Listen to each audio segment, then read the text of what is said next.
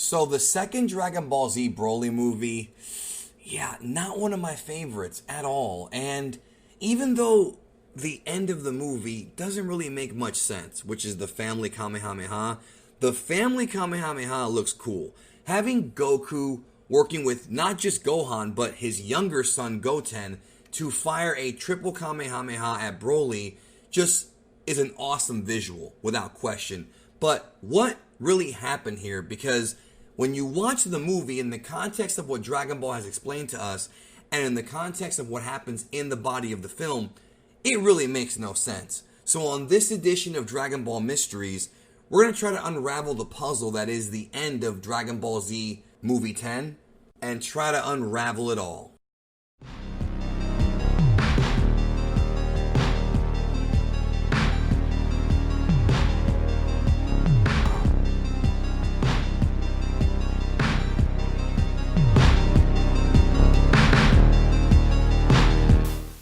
Let's go back to the end of the movie. Gohan and Broly have been fighting in a war of attrition throughout the film, and both decide the time has come to finish it once and for all, as Gohan prepares a huge Kamehameha and Broly jumps on top of a giant plateau and prepares his finishing move.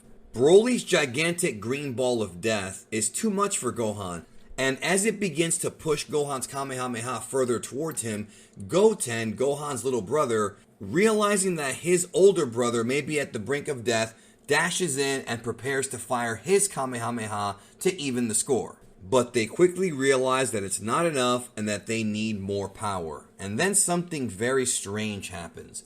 Goten, while he is firing back, in his own mind, not out loud, in his own mind, is wishing for Shenlong, the Eternal Dragon, to help. Now here's where things get really weird. So we see the Dragon Balls, which were not really that close by, lighting up and the skies turn dark, almost as if the dragon's about to come out and grant a wish. But the dragon does not come out. Instead, the skies turn dark and we hear a voiceover of Goku speaking to Gohan and Goten from the afterlife. Remember, this film was released after the Cell games in a time period where Goku was dead. Now, both Gohan and Goten hear Goku's voice. As he is giving his sons a pep talk, we see a literal ethereal image of Goku, seemingly as a spirit from the heavens. You can see through his body and everything, descending down upon the earth and joining his two sons in another Kamehameha, creating a triple family Kamehameha.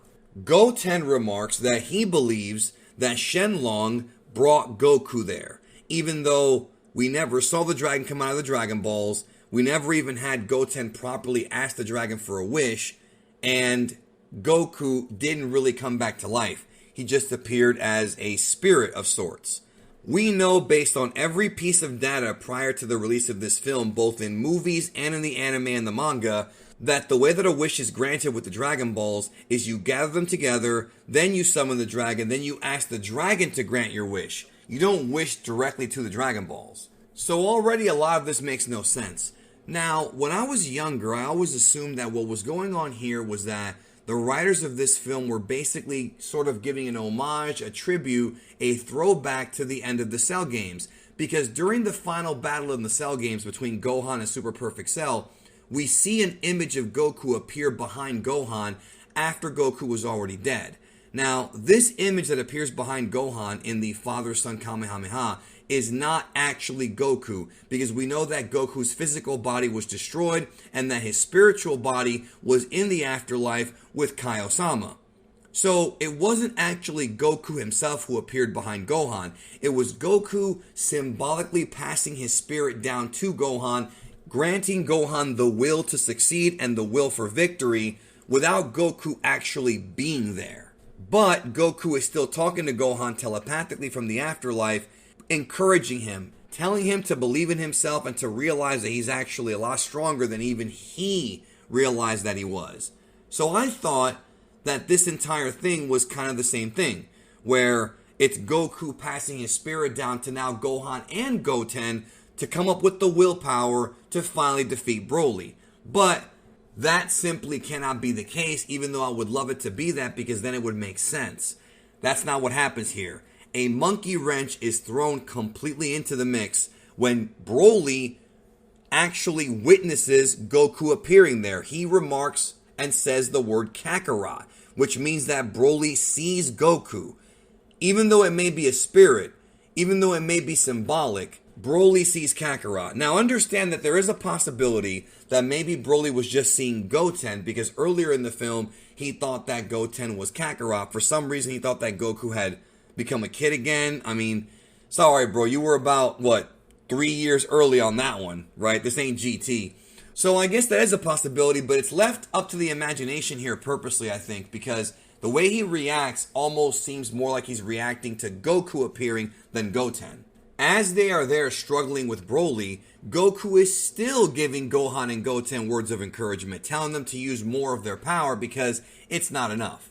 But one comment to me is a very big eyebrow raiser, because he remarks that they need to be there to protect the Earth when he's not around.